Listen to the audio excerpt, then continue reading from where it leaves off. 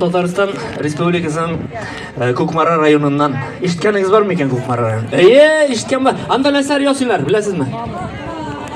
Skavorodka, tag'in itik, mana bu. Hali bir she'rim bor. O'qiyman, seyliyman o'zim to'g'rimda. Menim gibi shap yigitlar Tuvovul Kukmarada. Jirli bilan, bey bilan shitmasa shap tamada. Kiygan kiyimime qarab analiz yasaysizmi? Kukmara tobasında qizg'an barangi oshiysizmi? Kukmara'nın kullarında parak kışlar izadır. Sizning alda basıp duram. Men Ramil Kuzayir. Hurmat dostlar, men endi sizga baxit tilayman. Shu shirdag'isha tatlı baxit. Bunda birga da bo'lar. Deysizmi?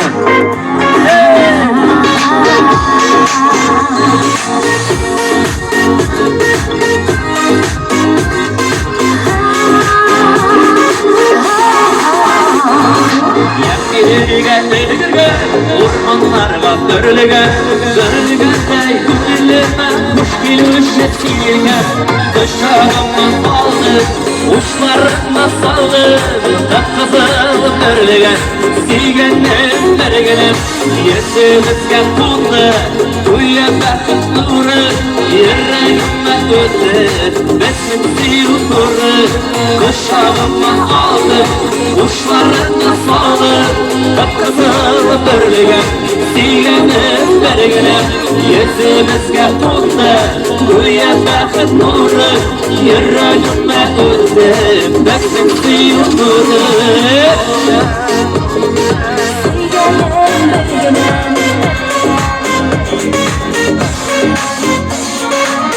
Birbirimize kuzemiz, şiilekşiye uzemiz, sayraşağız kuşlarday, hikmetimle ikimiz, kuşağıma aldık, uçlarına saldık, kıpkızıl birliğe, silgenim dergine, yesinizge oldu, uya bakıp nuru, yüreğime öldü, benim suyu nuru.